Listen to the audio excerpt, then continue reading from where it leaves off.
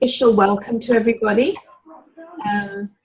Maybe you could mute yourselves if you're not talking, or Paul can mute you so we don't get any interference. Paul is the definite master of ceremonies. Okay, so the purpose this afternoon is to build on where we were last at the face-to-face meeting and go deeper into the idea of learning goals and success criteria. And so for this series of webinars, we've been fortunate enough to have content specialists in each one of them. And today we've got Becky Sullivan, who's going to join us, the ELA specialist at Sacramento County Office of Education. Because one of the things we want to explore in these webinars is something I did mention in the face-to-face session, was that more and more in the field we're seeing the relevance of formative assessment as situated in disciplinary content. That it's not really, as it's often been treated, a set of strategies, you know, like exit tickets, thumbs up, thumbs down across the board, but it really, to be effective, needs to be grounded in the disciplinary content and the disciplinary practices. So we're lucky to have Becky and colleague today. Is Becky have a colleague with her or not? No? No, I'm by myself today, so I'll represent K-12. Well, thank you so much for being here, Becky. You're welcome. My pleasure. So let's get in, as we would start, of course, with our learning goals for today. So my hope is that by the end of this webinar, you will have an understanding of the role of disciplinary knowledge in establishing learning goals and success criteria, which, of course, as we said in the face-to-face meeting, is the driving force, the foundation, the fuel, really, for formative assessment and, of course, teaching and learning. And then we're going to talk a little bit about how progressions are important for learning goals and success criteria. So this idea of how learning progresses across a domain, you know, from the earliest points of children being able to read or write into much more sophisticated competencies. So we want to think about that. And then finally, we have just a little exercise, and I'm hoping Becky will play the game, is to think about some learning goals and success criteria that I've put forward and how well they represent the idea of disciplinary knowledge and practices. And so you might be expecting something next, Nathan. I hope you are, the success criteria. To explain, so if your colleagues are not on this webinar, which by all accounts they're not, then you should be able to explain disciplinary considerations for learning goals and success criteria. Describe how progressions support learning goals and success criteria, and then identify stronger and weaker goals and explain the reasons for the judgment. Nathan, remind us where you teach and what grade level you are. Yes, I teach at Whittier Christian High School. I have primarily sophomores, and I teach both ELA and social studies. Oh, right. So we're doing social studies specifically tomorrow, but don't expect you to do double duty unless you're... Right. I can't make it tomorrow, so today would be good. Okay. All right. Well, I think, you know, we're not going to get into the specific discipline of social studies today, but one of the things we are doing is, at least Paul is, I shouldn't include myself in that we, is going to post these webinars on the website, because they really have been rich in terms of helping us think through the disciplinary nature of formative assessment. So let's move forward then, Paul. Oh, Margaret, we also have Diane on the video chat with us. Diane? Diane Williamson. She was at the Sacramento face-to-face. Hi, Diane. Welcome. Hi, Margaret. Thank you. Diane, remind us where you teach and who you teach. I'm from St. Michael's Episcopal Day School in Carmichael, California. I was at the meeting with you up in Sacramento, and I am the Director of Professional Development and Curriculum for the school. Yeah, I remember exactly where you were sitting, Diane. Yes. Good. Well, thanks for joining us. You perhaps didn't hear my preamble, but we'll jump right in with just some reminders from our face-to-face meeting, just so we're all on the same page. And to remind us that formative assessment is a term used for assessment where the focus is on informing learning. Paul is getting some feedback. Could you, can everybody make sure they're muted? Yeah, thank you. Obviously, if you want to talk, I can mute myself, but I have the mic right now, so I'll cede the floor later. And, you know, we really emphasize in the meetings that it focuses on learning as it's taking place. Not at the end. It's not a summation or a summary of learning. It's actually, where's the learner? And as we're talking about ELA today, where's the learner in the speaking, reading, listening, writing, so as to move that learner forward to meeting the goal of the lesson. And as I already said, its purpose is to continuously keep that learning moving forward from where the student currently is to where the student could go next. And just like I shared with you in the face-to-face, I wanted to share some of the I used to, now I comments that I've been collecting from teachers who reflected in this way after a period of formative assessment implementation, usually several months. And I think this is a good one. I used to think that formative assessment was just checking for understanding, but now I think it's an integral part of a lesson plan and essential to reaching learning goals. And so that's the treatment that we give to formative assessment, is it's an integral part of learning, of a lesson plan. And in the next session, when I see you in a week or so, we'll be focusing on lesson planning and how to think about the discipline and how to get formative assessment within the lesson. And recall these guiding questions. Don't put them up yet, Paul. Let's give Nathan and Diane a quick little test. Can you remember what the guiding questions are, Nathan and Diane? No takers. Okay, well, this is the last time I'm going to tell you. After this, you're going to be able to say it for yourselves. So the first one is, where am I going? And I've bolded that because we're still on learning goals and success criteria. Where am I going? And as I mentioned to Nathan probably before you got on, Diane, that this flavor is, where am I going within this specific discipline of ELA? Where am I now?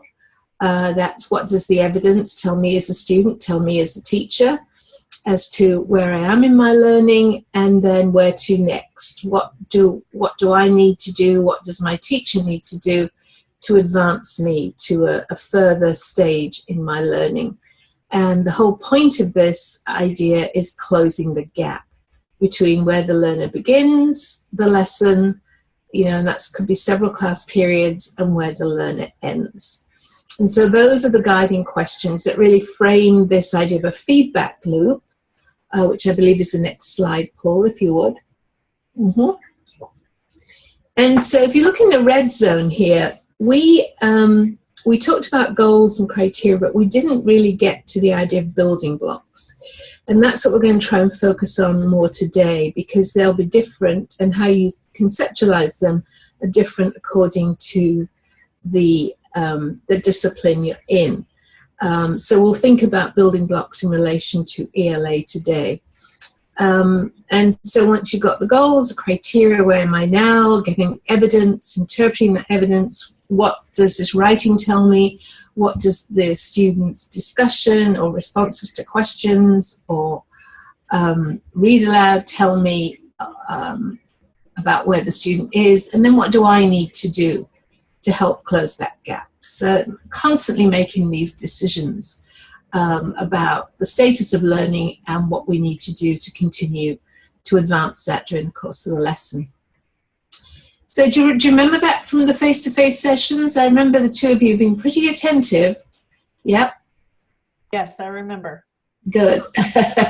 I'm on spring break this week, so I just have to get my brain going here. Yeah, okay. We'll get you going. Great. All right. So, I think we can skip this because I've already talked. Oh, well, no, can we go back? Yeah, because this one here, I want us to remind us that ourselves that really what the focus is here is what are my students learning and how will I know if they've learned it? And those seem simple questions, but can be quite challenging to answer. So that's the story that we're going to be focused on today within the discipline of English Language Arts. So next, please, Paul. So I didn't share this at the face-to-face, but it's a quote I particularly like from a very, very famous psychologist, Mary Alice White. She's been dead for many years now, but as with all great thinkers, their work lives on. And this just captured my imagination when I read it, because she likens most students' school experience as sailing on a ship to an unknown destination, on an unknown sea to an unknown destination. And what she says here is a child only knows he's going to school. Very quickly, the daily life on board ship becomes all important. The daily chores, the demands, the inspections become the reality, not the voyage nor the destination. So just sit with that for a minute, and then maybe we can hear from our participants, Diane and Nathan.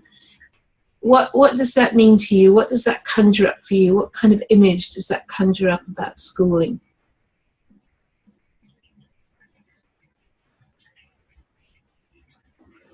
Well, I think oftentimes, even for myself, I get too task focused and lose the overall goal. So, and I think students oftentimes, they'll walk in the door, what are we doing today? Rather than, what am I learning today and why is it important? Mm-hmm. That's great. To me, it means that sometimes for children, it can just become a list of tedious tasks without any kind of purpose behind in their minds, I think. Yeah, I think that's right. It just becomes a chore of do this, do that, do the other, find your pencil, sit down, rather than really becoming deeply engaged in learning. So to me, the first step in kids understanding the sea, the journey, and the destination, it's where the learning goals and success criteria come in. I think we have another participant. Nicole, can you hear us? Speak to us, Nicole. Oh, maybe she's muted. Nicole, in the chat, let Paul know if you can hear us, and maybe he can back channel to make sure you can get in the webinar. Welcome, we're pleased to have you.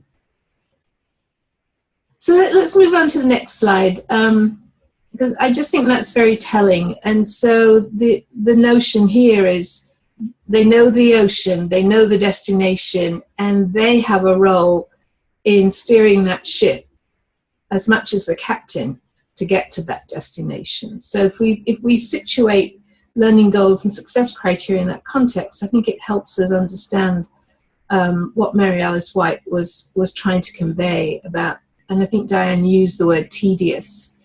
And I don't know if I told you, forgive me for digressing with the story, but I was doing some observation for a research project in a school in a district not very far from Los Angeles, and this was 8th grade, and I'm afraid on the second day I just couldn't face going. I sent a graduate student, I just said, you know what, I can't face another day in that classroom, and I'm an adult. Can you imagine how the kids must feel day after day? And it was exactly that. It was tedium, it was routine, it was nobody knew what they were doing, it was boring tasks. And so that really felt resonant with the Mary Alice White to me. So let's go on, Paul. Oh, here we are. What students knowing what they're supposed to be learning and why they're learning it, as Nathan so capably said right there and then, that it's all about what are we doing. We want kids to be thinking about what am I learning. So this brings us to the disciplinary focus here. because I think what researchers in this area, including me, are finding is, and it makes perfect sense, that disciplinary teacher knowledge is really key to effective teaching and learning, and of course, by association, effective formative assessment. And, you know, as we know, I think Diane and Nathan, I can't remember if, and Nicole, if you can hear us, I don't know if, I can't recall if your schools follow the Common Core standards, but I'm assuming you'll have reference to them. I see Diane saying yes. I can't see Nathan. So if you're nodding, Nathan, we'll just... but nonetheless, whatever your outcomes are that you want for your students, it's going to involve your knowledge of the discipline, what knowledge the students need, what conceptual understanding do they need to develop, what analytical practices, and what skills. And, you know, I think in reading, especially early reading, you know, there's a lot of skills involved. So when teachers draw on this knowledge, they're able to be more effective at planning the learning goals and success criteria to really encompass these dimensions of knowledge, and also to be able to interpret what they're seeing in terms of children's responses so that they can act on that evidence. So let's continue, because I think, yeah, some of the, I did this slide, but Becky, I'd love you to jump in, please. So I took this really when we're thinking about the Common Core standards, what are the disciplinary considerations? So the first one in reading, we want students to engage with complex texts to build knowledge across the curriculum. And of course, Nathan, you teach social studies, so with your students, so that's going to be engaging them across the curriculum.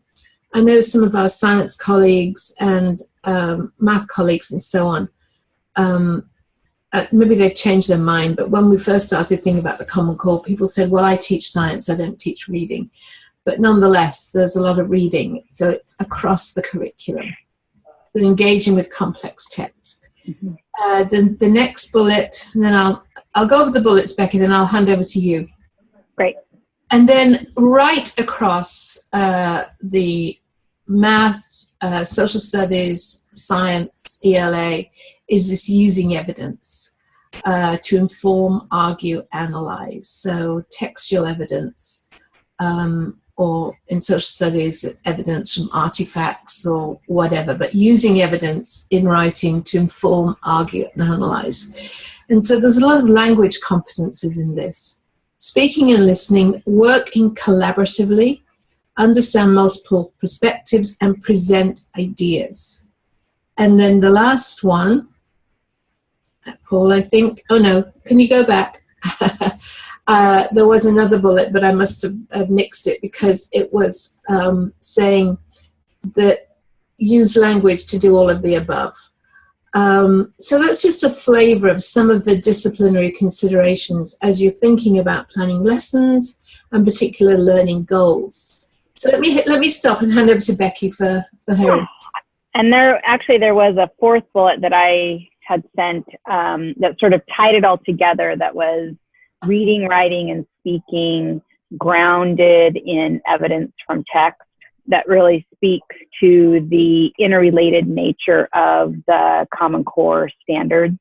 Mm-hmm. And I think altogether, what Margaret shared, and then that piece, what they speak to are the key shifts in the standards, that we are looking for really a balance between informational text and literature, but that we're getting at the complexity of text, which is in the first bullet.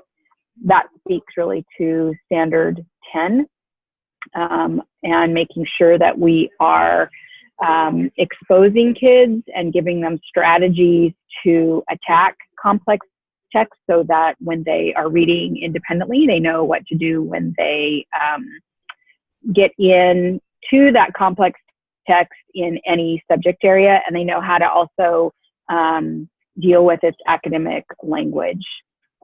And then in writing, using evidence is stated there, but where's the evidence coming from? It's coming from text. So that also gets at the interrelated nature of the standards. And we've had a shift away from persuasive writing into argument writing starting in 6th grade, and then the opinion that lays all the groundwork in K-5. And then the speaking and listening really also is grounded in text and evidence from text. And argument is one of those things that shows up across the standards as well.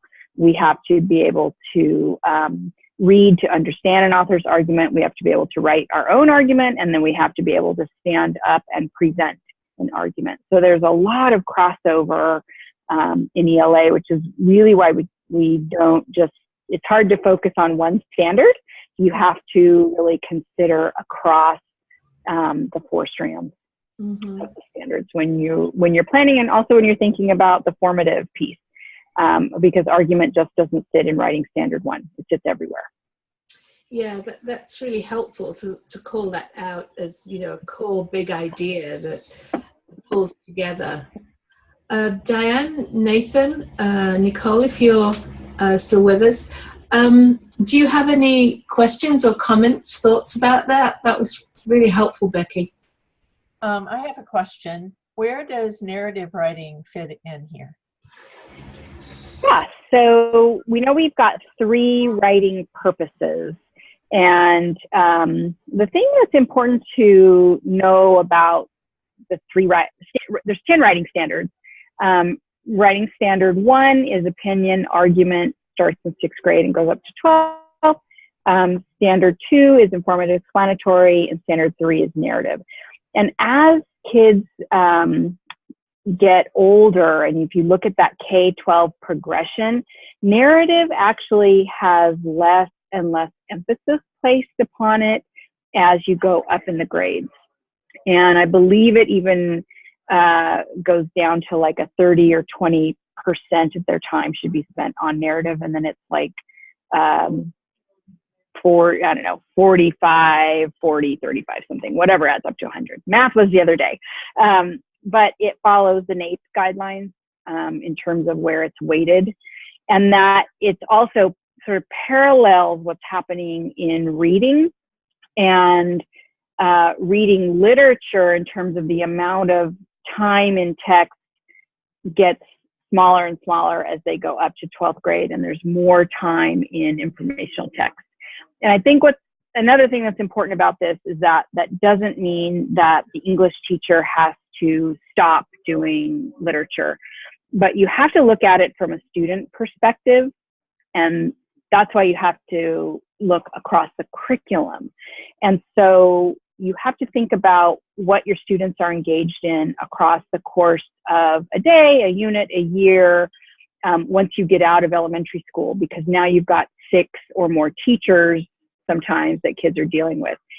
So what kind of and how much text are they encountering in history, social studies? What are they encountering in their science classes? What are they encountering in their math classes? And what types of writing are they doing? Because remember that in 6th through 12th grade, there are also the reading and writing standards for history, social studies, science, and technical subjects. And those are not content standards. Those are literacy standards. So narrative still plays a role. There is just not a lot of emphasis on it. Once you get past 4th grade, I think it starts lessening and lessening. I think in fourth grade for reading, it's 50-50, and you start to definitely see in middle school the shift toward argument. Still informative explanatory, but it'll land heaviest in argument by the time they're in 12th grade. Thanks. Does that answer your question? Yeah, that was a great answer. And of course, that's been a big issue for a lot of elementary school teachers who really don't know how to teach informational reading or writing, because it's been such a focus for so many years on the narrative genre. And so I know when Common Core was first introduced, that was a big issue for people. So I just got something in the chat from Nicole. She said, yes, I can hear you. I have no idea how to record or speak. It's my first webinar and I'm not a tech person. Well, Nicole, use the chat because I've got the chat open. So if you want to make comments, then please feel free to use the chat. I'm so glad you're on. Maybe you can remind us which meeting you're from and which school you're from. But glad to have you on. Thank you. So that's a lot to think about when planning lessons and for formative assessment in particular. So let's, having laid out some of those disciplinary considerations, let's move on a little bit unless Nathan has any questions. Nope. Okay. So one of the things, and I, I'd be interested in Becky's view, if this is as applicable to reading and writing. Oh, yes. Nicole's from the Sacramento meeting. She teaches 4th grade at Instilling Goodness, Developing Virtue School in Ukiah. So we're glad to have you. Thanks for using the chat. So Becky, I'd be interested in your thoughts on this. And I think probably, some aspects of literacy can be thought of writing as the more discrete atomistic learning. I mean, something like argument's a big idea, and you can't just teach argument in isolation, I wouldn't think, or develop skill. Yeah, Becky's giving me the thumbs up. But, a lot of the ideas, I mean, when I first started teaching, the idea was that kids learnt all the words of the first book in isolation, then you gave them the book and they could read it. I mean, that was probably before Becky was even born, so... But, that was how people thought about how kids learned to read in those days. I never believed that, so I didn't follow what I was supposed to do. But anyway, but this idea of just picking off little bits rather than thinking of what are some of these core ideas that we need to be developing over time. And so when you take something like argument and working from evidence and using textual evidence, and being able to write coherently, both for narrative and expository purposes, then I think immediately we're away from this little bits and pieces of learning that really don't amount to very much in the end. And I think the demands now, demands on to be a literate person have always been great, but I think now, being literate right across the board to participate in learning, being able to communicate your learning is really essential. Becky, I don't know if you have any thoughts you want to add about this discrete atomistic learning notion. Yeah, I totally agree with you. And I think that's where that whole idea of learning progressions comes in, because if you take even just one standard one for writing, write an argument, that's not a daily objective or a daily learning intention. You really have to deconstruct that into all of the skills and concepts that are needed in order for that to be more like a terminal objective at the end of a unit, say, and then order them into a logical progression that makes sense, and then you start building toward a whole. Mm-hmm. Perfect. That's great. Thank you. So next slide, please, Paul. And this really, I promised that Becky and I didn't sort of talk on the phone before this, but I think what you've said, Becky, is completely laying this out, as I've done, this idea of, if you're teaching argument, say argument is what you want beyond the top left hand of the picture, and you start with that first building block. What is it that you want students to develop understanding of and skills in as that first building block? And then what's the next? So how, as Becky was saying, how are you connecting everything together and building one from the other? So it takes quite a lot of analysis, and these are the building blocks or the stepping stones that then become the learning goals for your lesson, and they become the focus of formative assessment. I find that in my work with teachers, this is something that teachers find hard to do. I don't know if it's because they've never done it before, but certainly if you're going to do this, I highly recommend you do it with colleagues. I don't know if the county, Becky, or CDE has produced any resources to help with this idea of progressions. But if they have, maybe you could reference that. Excuse me. Yeah, we've been doing some work out in particular schools that have hired us to do so this year around learning intentions and success criteria.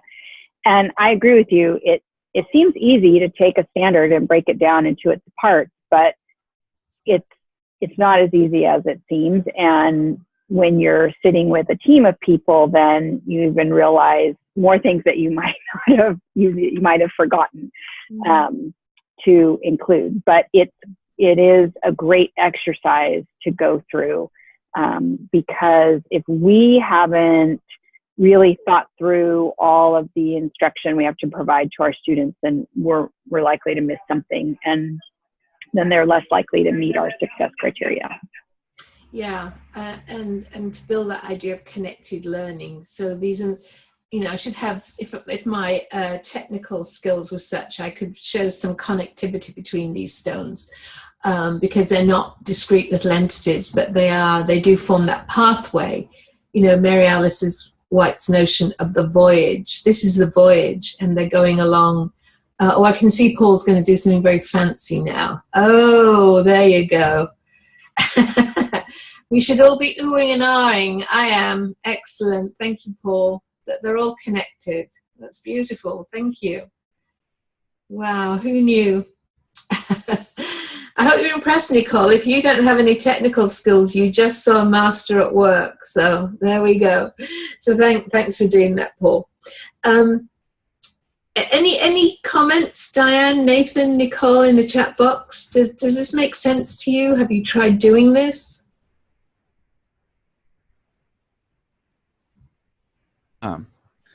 I think for me, it makes perfect sense, but putting it into practice is challenging.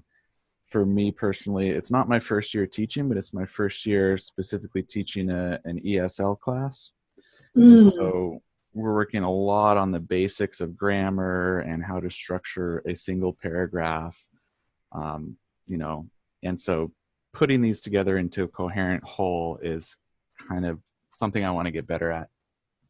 Yeah, and can I just encourage you to let the kids talk a lot more in the ESL class? I don't know how much time you give. Becky's giving thumbs up, but let's be clear that people learn language through talking, and so if you're engaging kids in ideas of argument, it's easier said than done, particularly for for you just in your first year. And maybe there's some support around the place you can get for that, but maybe just think about it in terms of this core idea of argument and how that grows and develops, and focus on that with your ELs. Just something to think about. Nicole, do you have anything? I'm not seeing anything in the chat, so I'll assume not, unless I hear from you. All Margaret, right. Can I ask Nathan a question? Yeah. Nathan, I'm wondering if you have spent any time with the ELD standard that they were adopted in 2012. I know you're at a private high school, but I just wondered. Right. No, not much. I work closely with our ELA department chair, but we're not actually on specifically the Common Core standards currently. Okay. You might find them helpful if you explore them a bit, because when they wrote them, they made sure that they correlated them to Common Core.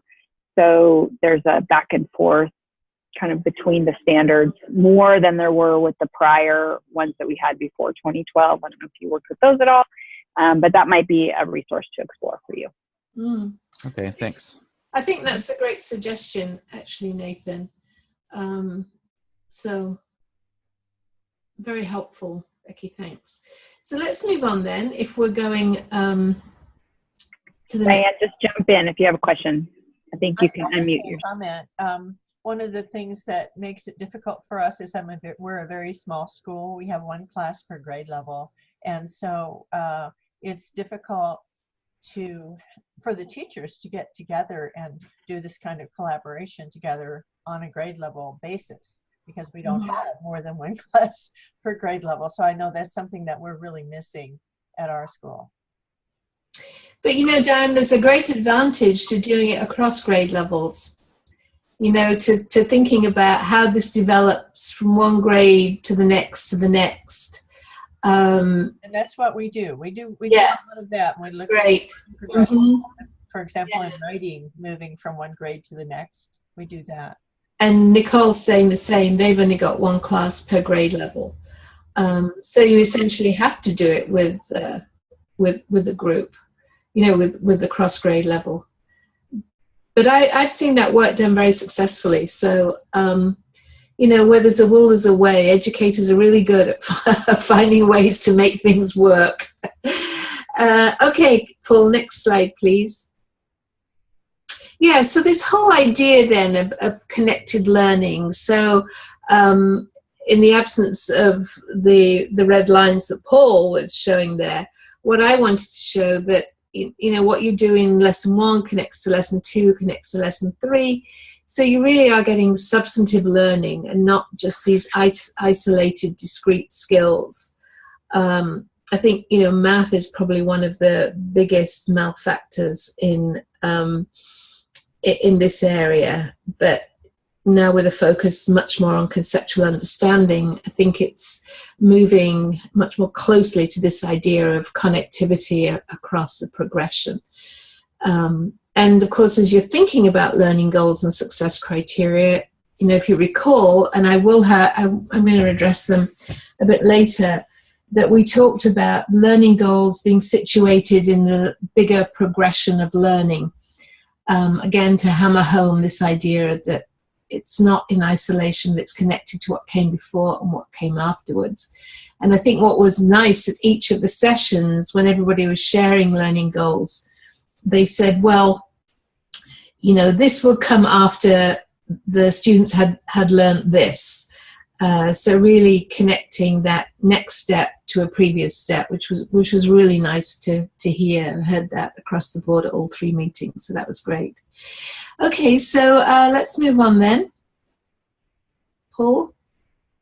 Yeah, so this is my attempt to show the progression of, you know, I've called them concepts, analytical practices, and skills. So see if you, Becky, agrees with me that in ELA, argument will be an analytical practice, as it is in, you know, the other disciplines as well.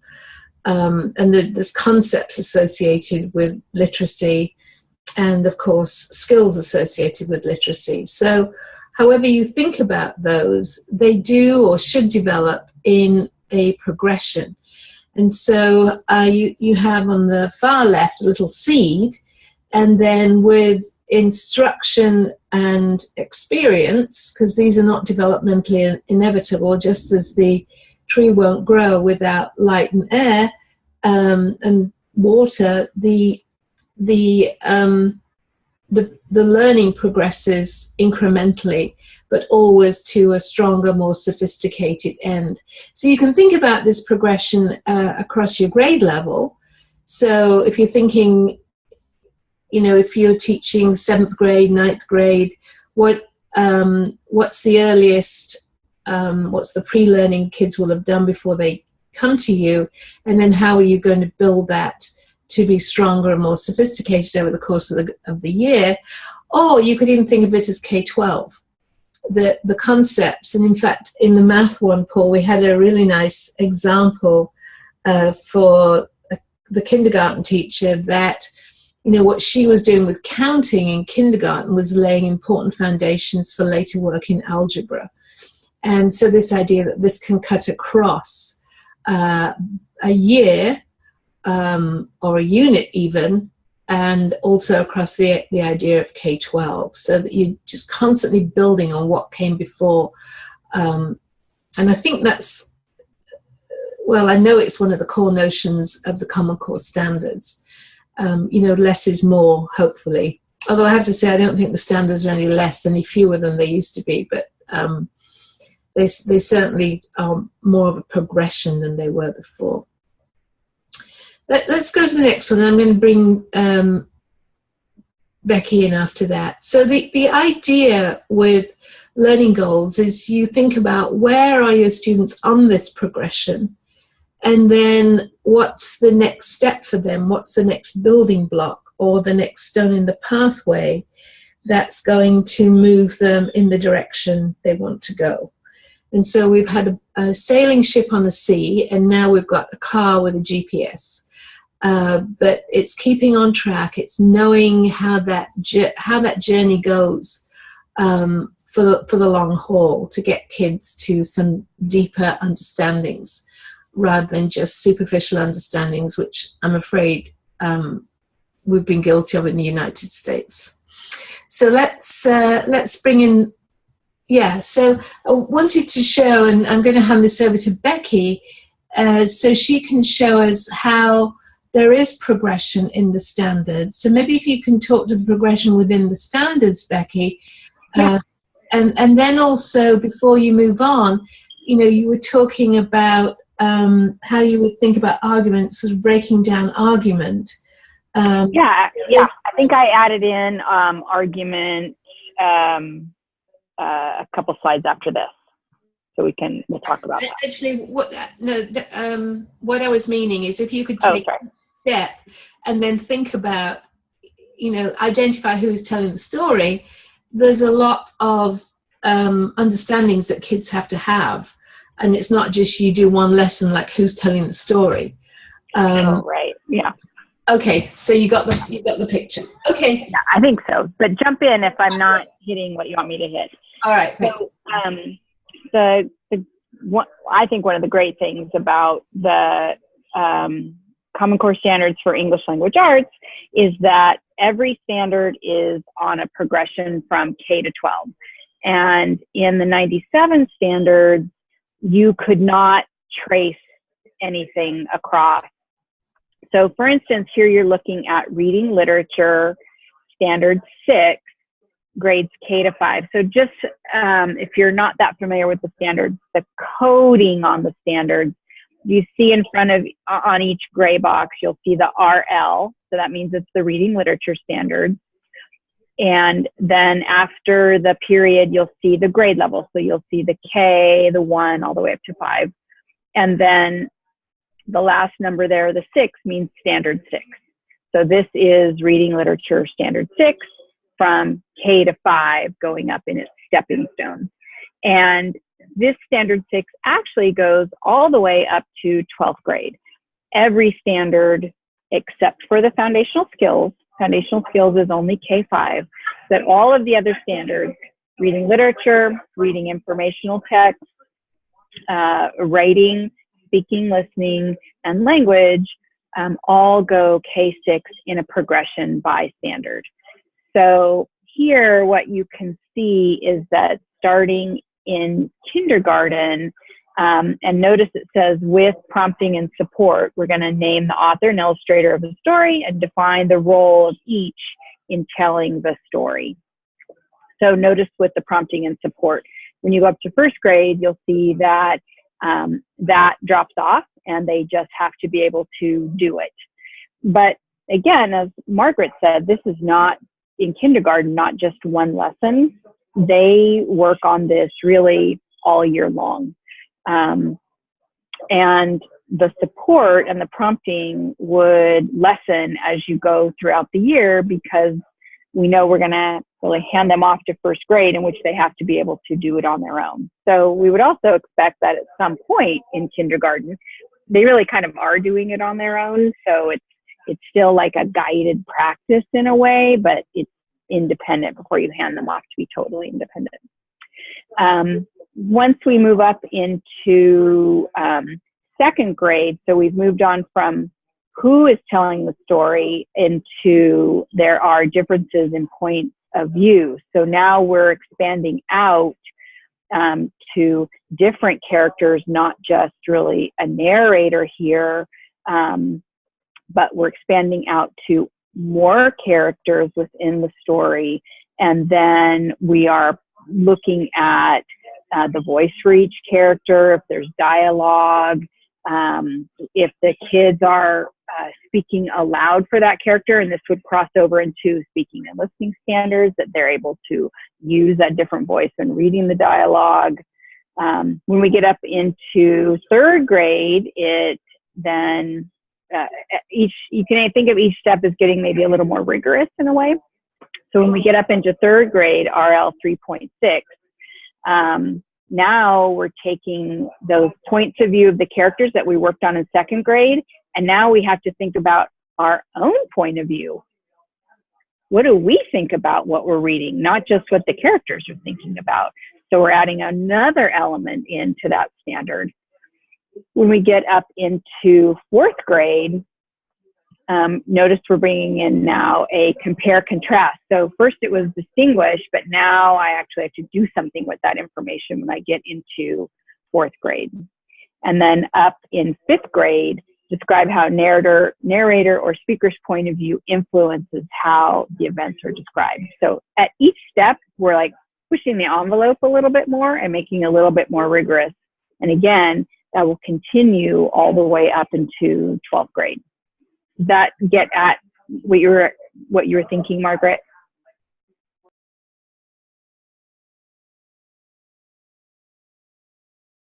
And thanks for unmuting me, Paul. Yeah, it shows how the standards work as a progression, which I think is really helpful. And as we think about the learning goals, and I'm just looking at RL 2.6, acknowledge differences in points of view of characters. I mean, so if you think about that pathway, so we've got a pathway K6, or actually it goes K12, as you said, but we've also got a pathway within each of the standards. And so how are we thinking about what kids need to learn in order to recognize differences in point of view, and to demonstrate that by speaking in a different voice? So getting is building on who is telling the story, but it seems to me that's a big leap in getting to differences of point of view. So thinking about that pathway from knowing who's telling the story to the differences of point of view, there's several building blocks along the way that would become a focus of formative assessment. I mean, just understanding what a point of view is, never mind differences in the point of view, would be an important learning goal, I think. Becky's not nodding, or yeah, she's giving me thumbs up. I just have to check with the experts to make sure I'm not saying anything stupid. So let's stop there. Does this one, Nathan, Diane, Nicole, does this make sense? Do you have any questions? Do you get what we're trying to get at here? Yeah, I think it makes sense to me. I like it. Mm-hmm. Do you pay attention, Nathan, to the Common Core standards? A little bit, but not regularly. Yeah, I think I'm recommending that you do. Just by way of, I mean, I know you've got your own curriculum and so on, but just by way of a reference point, you know, when you see this progression, it's a good way of thinking about, well, does my curriculum represent a progression? And then within these different focuses, how do I think about learning goals as building blocks in this bigger story of reading literature? I think I want to jump in here too. If we look just at second grade, RL 2.6, so I have my handy standards here. What we did is we just really went across, but I think knowing that the standards, again, are not isolated, that's one of 10 literature standards for all the grades. But in second grade in particular, I'm going to point out a couple other standards that help 2.6 or help Standard 6 not stand alone. Standard 3, for instance, says, describe how characters in the story respond to major events and challenges. So if you think about that in terms of then Standard 6, about how they're different, each character will have a different point of view. So there's a lot of work going on with characters within the standards, not just Standard 6. Standard 7, use information from the illustrations and words to demonstrate an understanding of characters, setting, and plot. So that also is going to play into the different points of view of the character. So really, it's important to know the progression, but it's also important to know the vertical nature of your own grade level standards and how the standards all support each other within one of the strands. Yeah, that's really helpful, Diane. So when you, not Diane, Becky. So when you're thinking about a learning goal, then you really need to have the array of the standards. There's, looking at, okay, well, how is character represented? And can I weave in, if I'm talking about character, can I weave in this notion of point of view? So I think that's very helpful that you're not just looking at one standard. You have to look at how character / point of view comes up across the board. Did I paraphrase? I think I'm understanding what you're saying. Diane, Nicole's put something in the chat box that I want to read, but Diane, if you've unmuted yourself, so.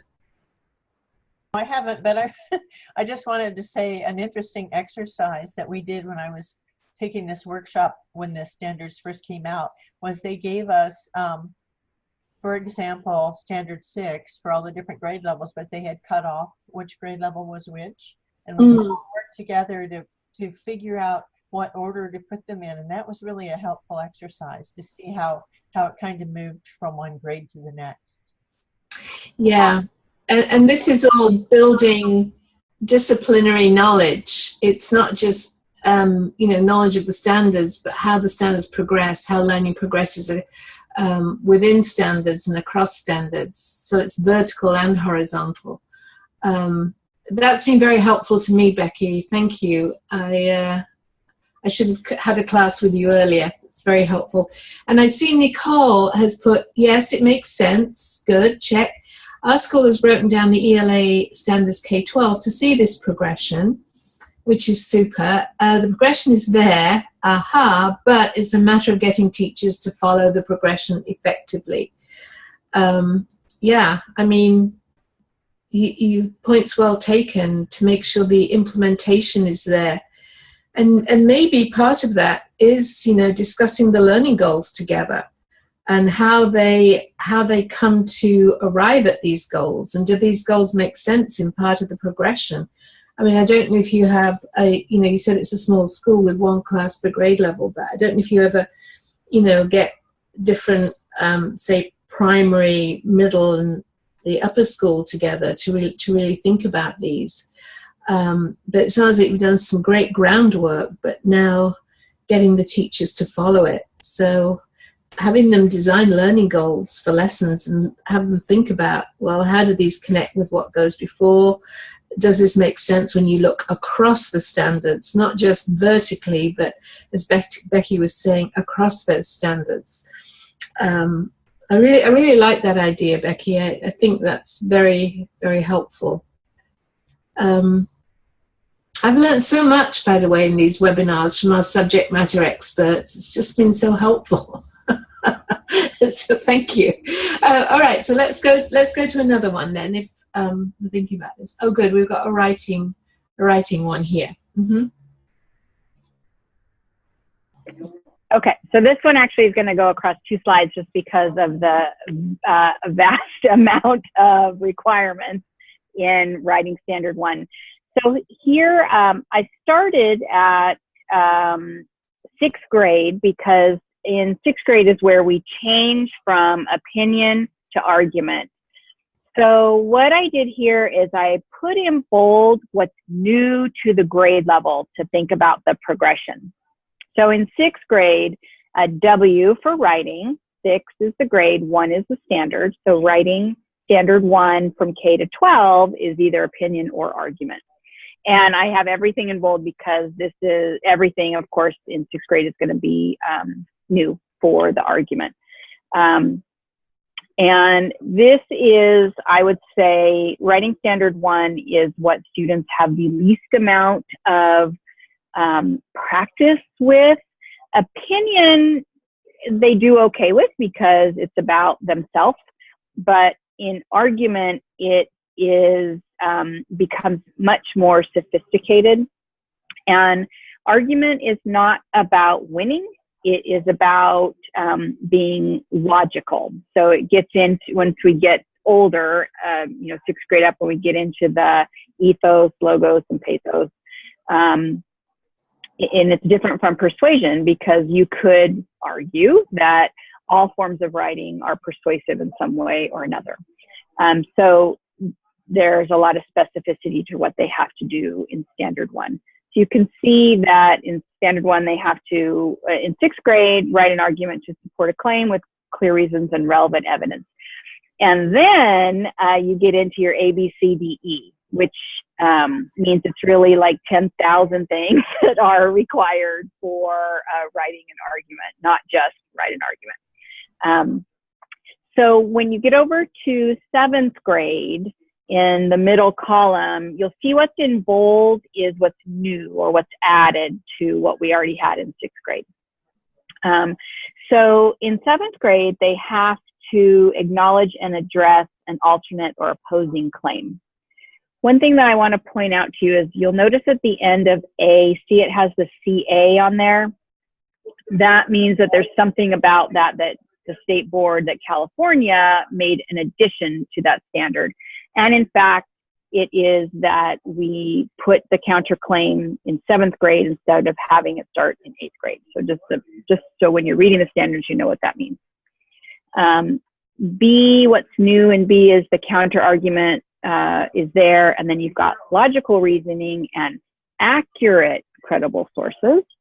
And then we've also brought in the creating cohesion, and then down in E, it has to follow from and support the argument presented. So this is, weeks and weeks of lessons that this would take to introduce what it is, model, practice with kids in order for them to finally be able to write their own argument. But I think what's really important to point out about this is it does not sit in isolation of what they're doing in the reading standards, because all of this evidence that they are gathering and the reasons that they're coming up with, it's all coming out of the text that they are reading. So if you are not in a publisher program, that means that you're also choosing your texts wisely so that students can be successful with these standards and pull the evidence out to create their argument and take a stance on one side or the other. Little side note. When we get to 8th grade, W8.1, go back, sorry, Paul. We're going to be in the 3rd column. In 8th grade, here we have to distinguish the claim from alternate or opposing claims. So there's just really one piece that's added or that's different from 7th to 8th. Okay, now we can go to the next slide. And once we get up into grades 9, 10, 11, 12, you'll notice that it's a span. So 9, 10 has the same standards and 11, 12 has the same standards. So what happens in grades 9, 10 in our progression, notice that up in the actual standard itself, we have an addition of in an analysis of substantive topics or text. When we get to A, it's now a precise claim. Now we are creating a better organization. We have to have a very clear organization among the claim, counterclaim, etc. B is all new here once we get to grades 9, 10. Notice that the word fair is in there. We have to develop them fairly. In C, we are linking the major sections of the text, and that is expanding on that idea of cohesion, which I think is difficult for teachers and kids need a lot of practice with. And when we get down to D, we still have this maintain a formal style, but now we have to have an objective tone And remember, that speaks to logic. We are presenting a logical argument. It's not about winning and winning somebody over in our character. When we get up to grades 11 and 12, you'll see the additions there. It's a knowledgeable claim. We have to establish the significance of the claim. You'll see things like thorough and relevant, vary your syntax. And then the final addition is down in F, where they have to use rhetorical devices. So this standard is ginormous. But it does go across, the whole of... Starts in kindergarten. Yeah. Yep. It starts in kindergarten. And that's the beauty of these. And if you're paying attention, things do build on each other. And I'm thinking from the point of view of lesson goals. I mean, you could be focusing on, claims and counterclaims as a focus, and an organization that establishes clear relationships. I mean, that to me is one of the building blocks that could become the focus of several class periods. Becky, correct me if I'm wrong, but that seems to me, if you pay attention to these, it's not that hard to figure out what a learning goal would be that could connect to other aspects within the same, I don't know what you call them, the element of the standard, or the same substandards. So I think paying attention to these, you can actually get to the learning goals. It's actually easier than I thought it would be, to tell you the truth, Becky, because you've laid it out so beautifully.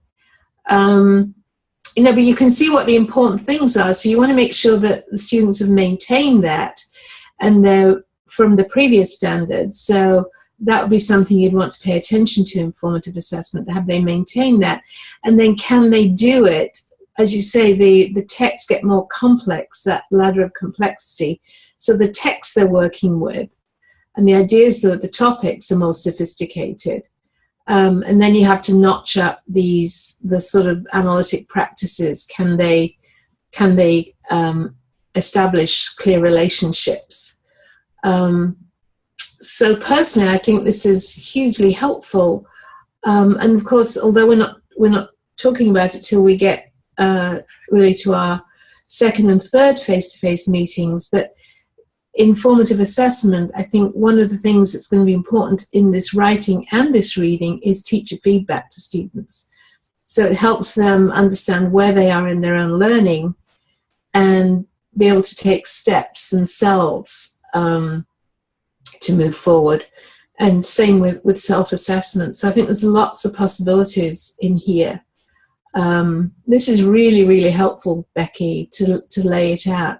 Let's pass it over to our teacher colleagues and get some comments, thoughts for them as you're thinking about learning goals, success criteria, or anything else that's on your mind. Nicole, I'm ready with the chat box if you have thoughts. I just think it's very helpful. Thank you.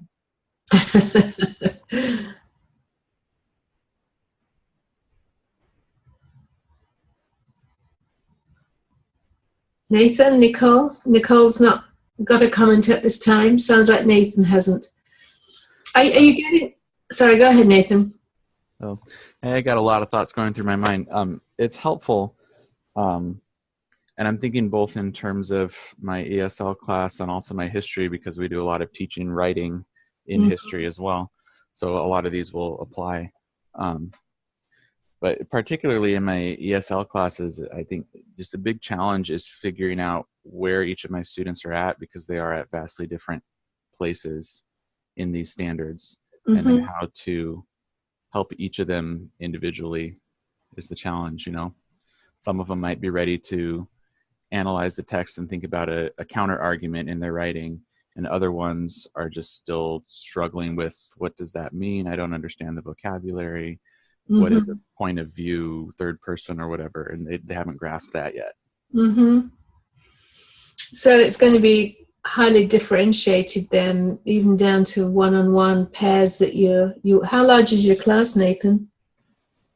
It's fairly small. I think I have 13, but they're from freshmen to seniors, and most of them have been in the United States 1 to 2 years.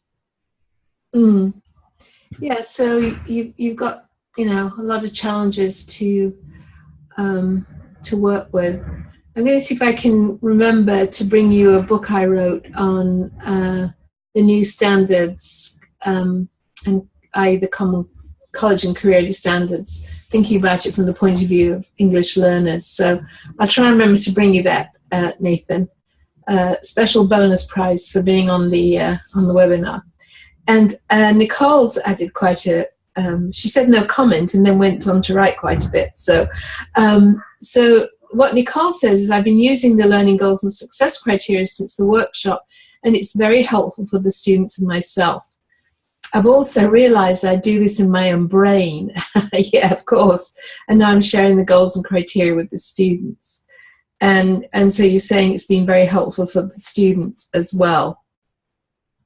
I don't know if you remember from the it was from the Downey meeting. Yes, it was it was the Sacramento meeting. Xavier was in the Sacramento meeting.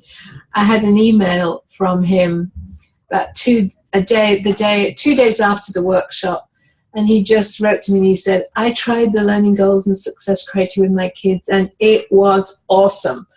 So, I think the more you can engage students in thinking about, well, what am I trying to do here? I'm trying to, my purpose here is to create an organization that establishes clear relationships among the claims and counterclaims. I didn't just start with that. So, you're looking at the language that helps them establish these relationships before they even start thinking about an organization. What's the language that helps them connect ideas together?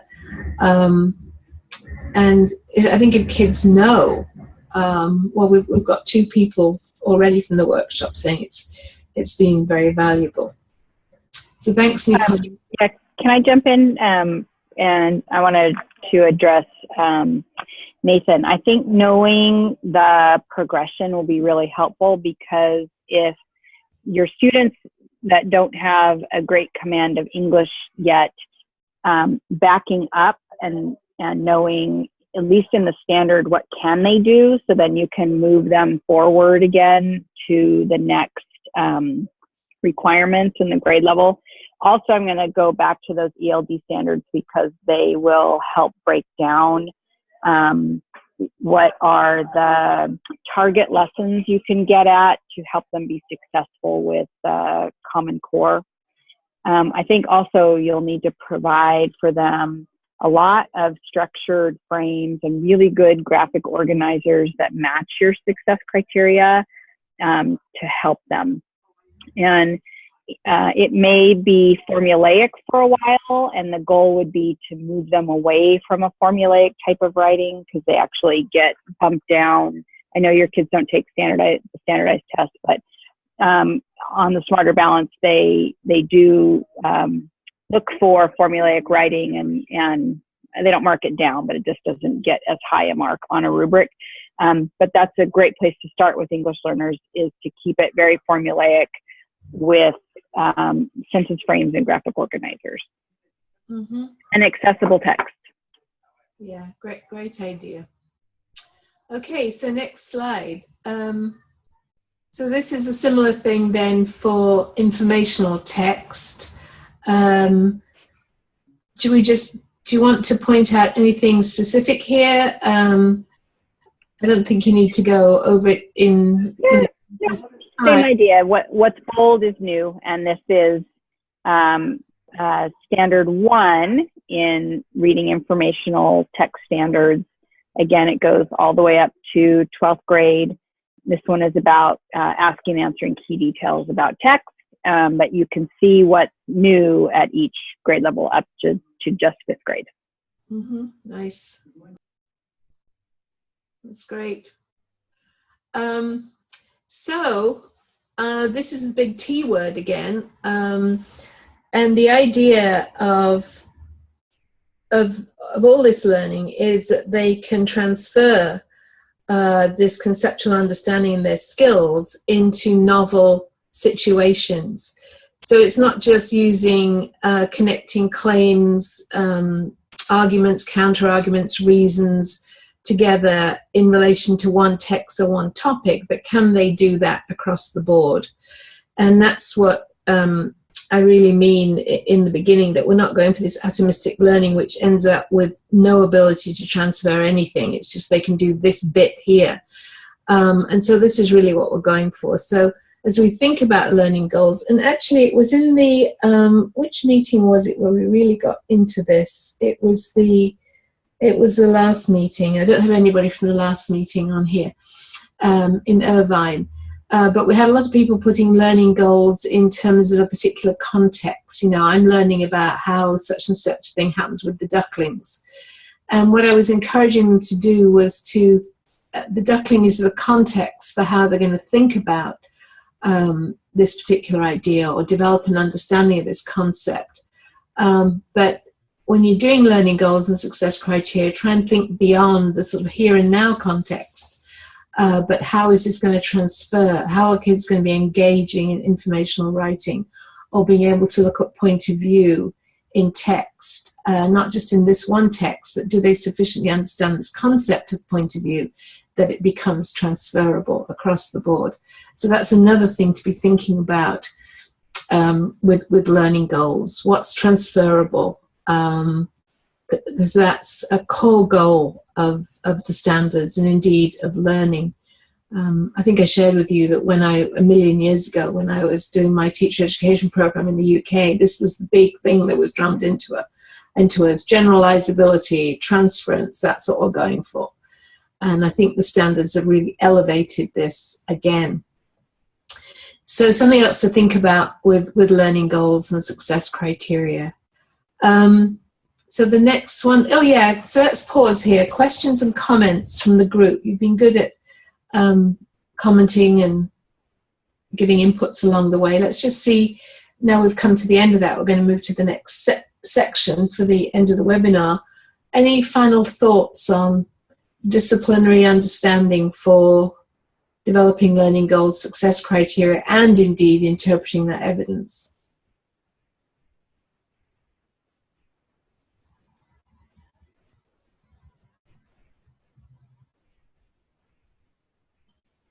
I think you want to cogitate for a while. But I would really encourage you to keep going back to these progressions.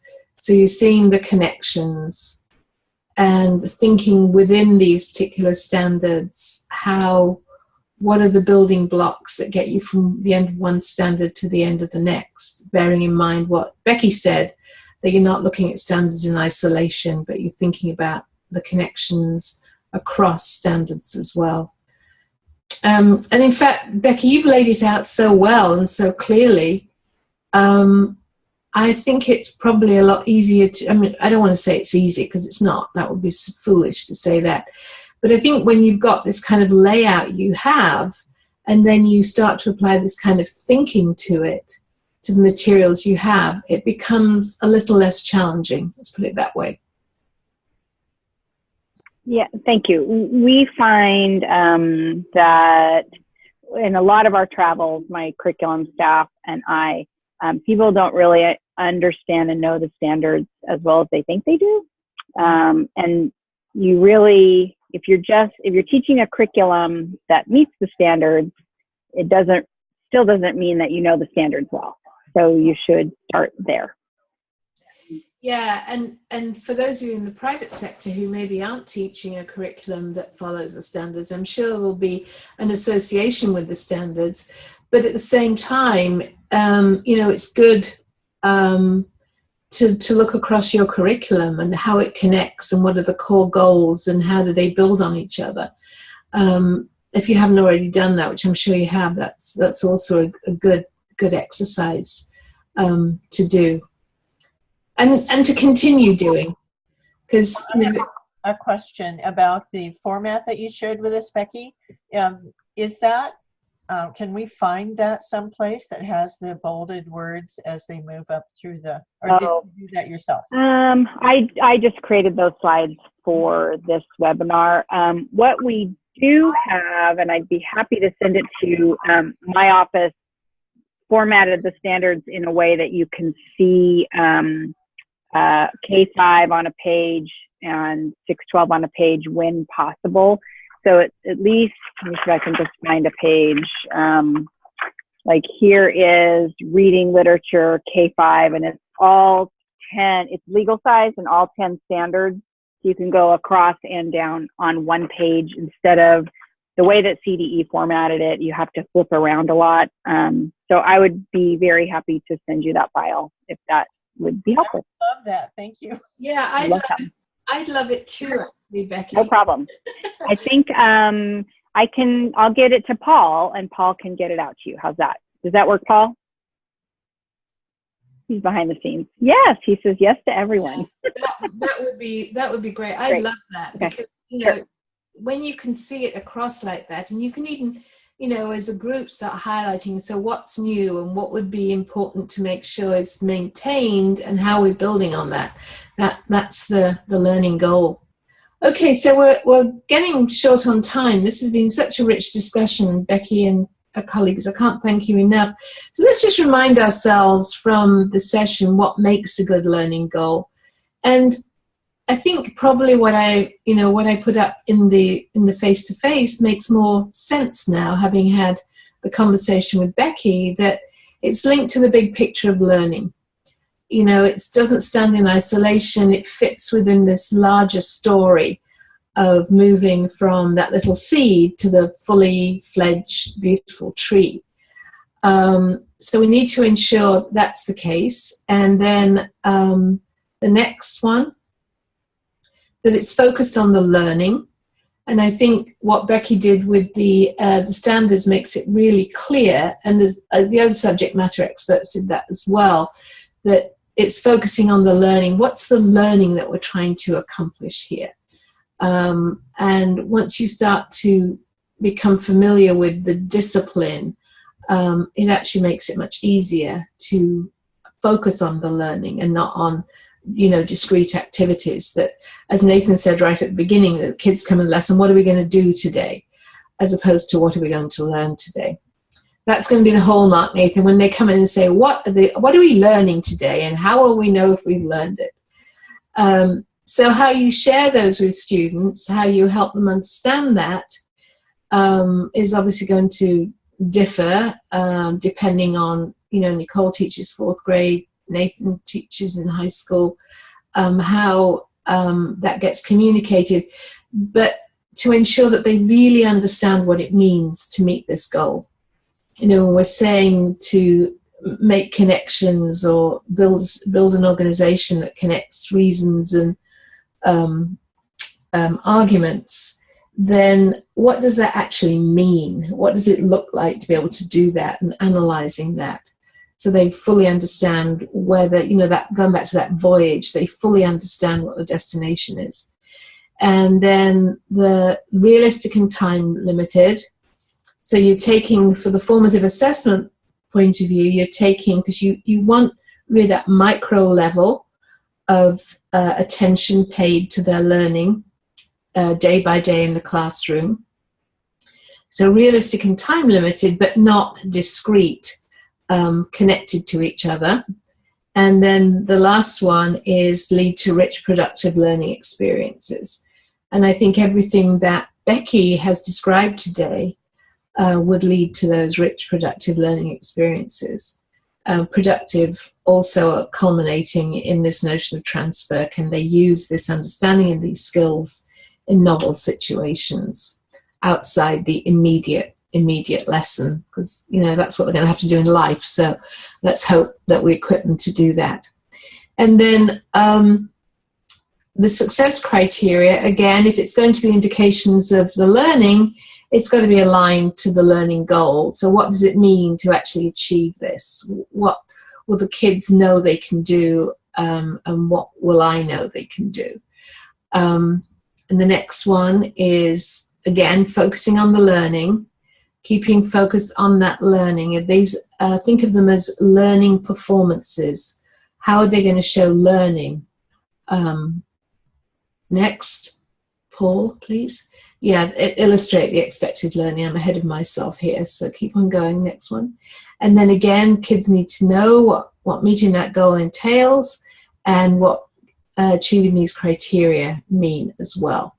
So time spent with students helping them understand these, like we saw in that graphic novel video I showed you, is worth it in terms of getting to the depth of learning and moving them forward. And again, the rich productive, I can't stress that enough, that, you know, kids have got limited time in school, and although it might seem to them a long time, it's pretty limited time, and they have a lot to learn to be successful in life. So rich productive experiences. So I think we've got time, Paul, just to flip through these, and I put these on here as to, you know, what some teachers have put together, strong or weak based on, or moderate based on those criteria. So the goal here, the big idea was read and respond to works of literature, write a critical analysis of the Old Man and the Sea, present a judgment that's interpretive, analytic, or evaluative, and support your judgment through references to the text, other works, and other authors. So what do you folks think about that? Nathan, Diane, Nicole, I'm standing by at the chat box, and then we'll bring in Becky for the right answer. What do you think? It seems to me the learning goal is really a success criteria because it's an activity, right? Is that correct? Mm-hmm. Mm-hmm. Writing a critical analysis. Uh-huh.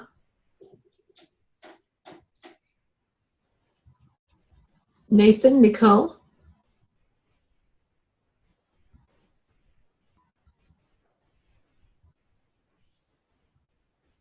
Becky, what do you think? I think that this could be improved. I think that the success criteria, actually, those two could be sub-bullets under the write a critical analysis. So if I thought about in this lesson, or actually the write a critical analysis might be even bigger, multi-day, and the success criteria is not specific enough for me to tell me how if I was a student, how am I going to be judged by the teacher on this?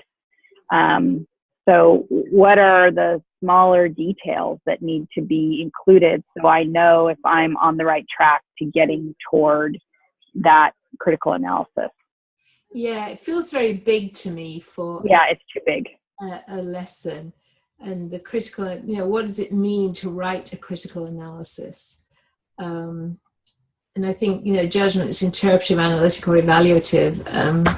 Well, okay, but I agree with you, Becky. It's not really, if I'm a kid, and you know, this would be high school, but even in high school, I'm sort of floundering here, I think, to understand what the goal is and how I know if I've met it.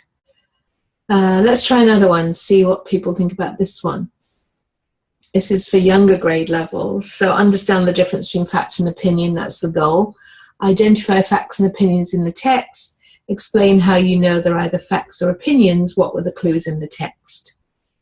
So Diane, Nicole, Nathan?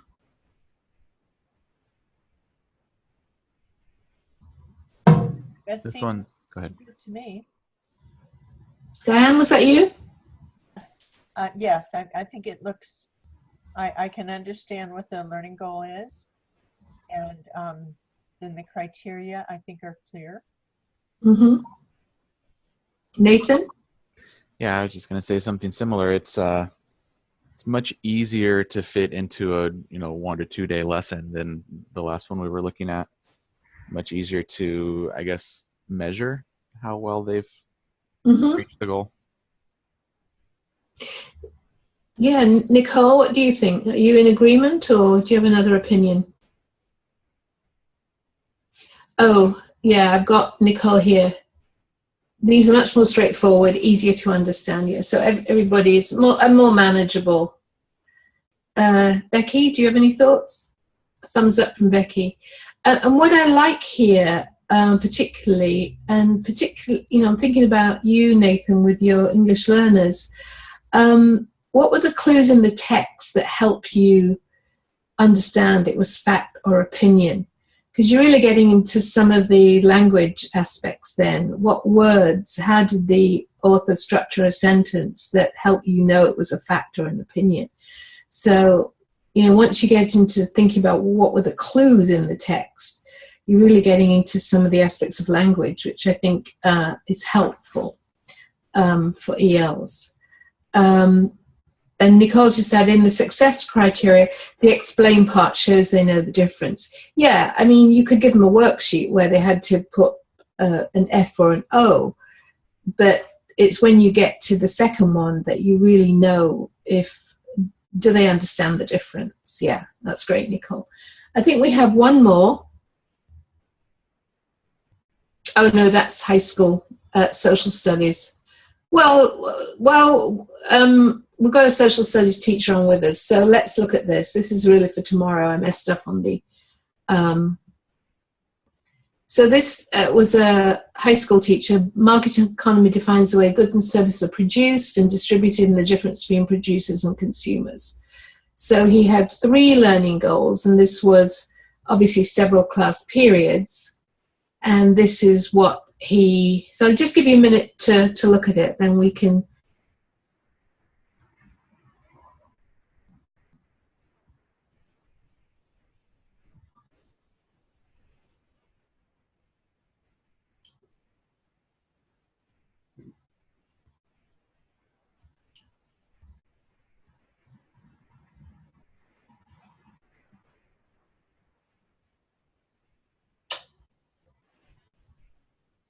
So what are you thinking?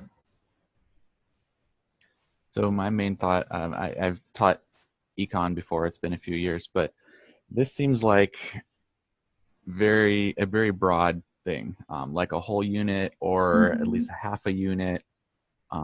This does not seem like a one lesson deal. Yeah, so it's a lot. It's a big chunk for the kids to have thrown in front of them for a learning goal. Yeah.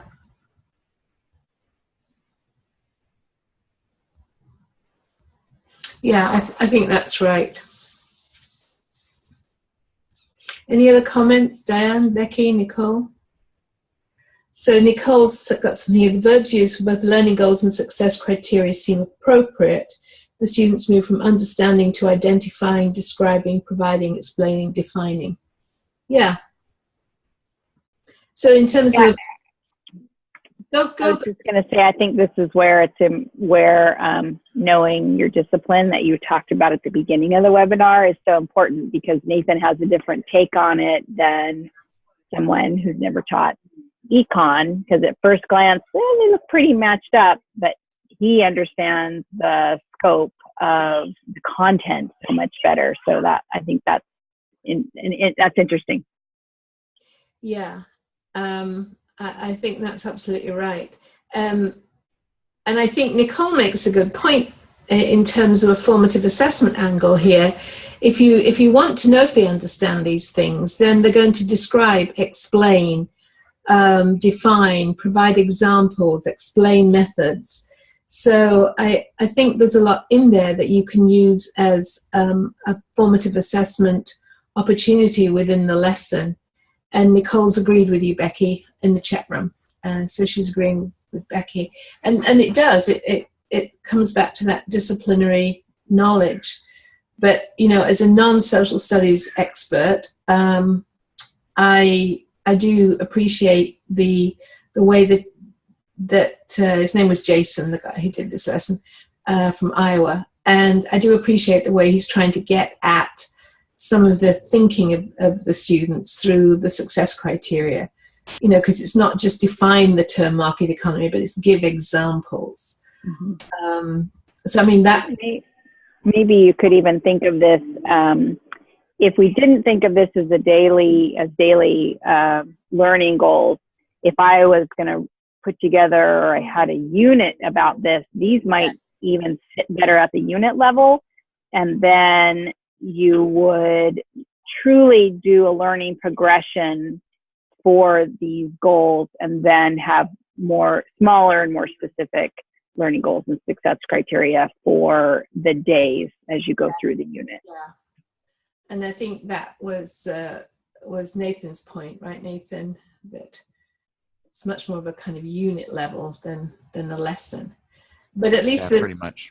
But there's some connectivity between them. It's the way goods are produced, distributed, the roles played by producers, and the production of goods and services. So again, not being a social studies or an econ expert, just on a common sense level, they seem connected to me.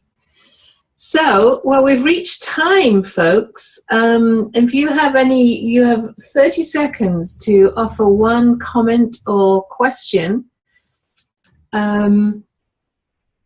I hope, Diane and Nathan and Nicole, you found this as useful as I have. And I can't thank you enough, Becky, for lending us your subject matter expertise. It's huge. I go around talking about, you've got to have disciplinary knowledge, but I think you and your other colleagues, math and science, have really, really shown that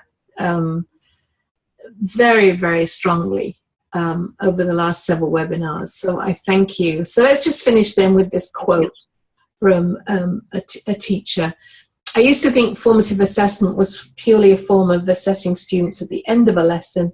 Now I see it as an overarching way of designing lessons so that the goals are made very explicit, students are asked to explain where they are with their understanding, and that teacher feedback is an essential tool guiding student learning. And so we'll be learning more about feedback in the next face-to-face session.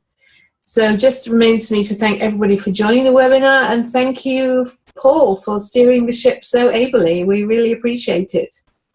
And I'll look forward to seeing you all in not next week, the week after. April 19th in Sacramento, I think. Yeah. That's right. So I'll see you all then. Thanks so much, everybody. Thank you, Margaret.